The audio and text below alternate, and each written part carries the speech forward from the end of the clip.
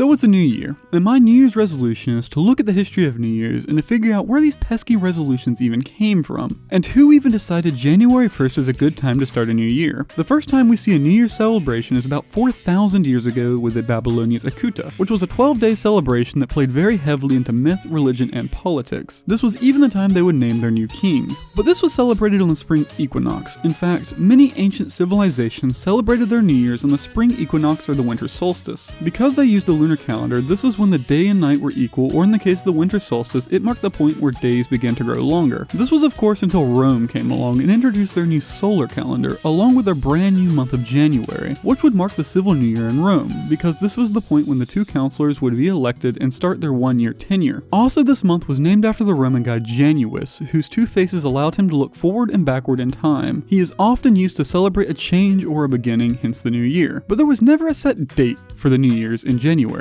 It was just some random point in January. Well, until Julius Caesar came about and changed Rome's calendar system. Modestly calling the new calendar the Julian calendar, he did many things, and I made an entire separate video about what he did. But pertaining to this video, he firmly set the new year as January 1st. And you might think it stopped there, but the new year was actually changed again in the Middle Ages. Christian leaders abolished January 1st as the new year, saying it was unchristian-like and pagan. Instead, they set the new year as December 25th or March 25th, depending on where you were, so it could be on an important Christian holiday. And this stuck until Pope Gregory XIII redid the calendar once again to the calendar we use today and set New Year's January 1st. And that's where it's been ever since. But of course, another common thing with the New Year's is making New Year's resolutions, and that actually comes from the Babylonians again, where they would promise their gods to start the year off right by paying off their debts or returning borrowed farm equipment. Allegedly, if they accomplished this, they would be in their gods' good graces, and if they did not, they would fall out of their gods' favor, something you really didn't want to do. This carried over to the Middle Ages, where Christians would reflect back on the year and promise to learn from any past sins they may have committed and work on being a better Christian. And while New Year's resolutions today have lost their religious undertone, it's still a huge part of Western New Year celebrations. So how well are your resolutions going so far?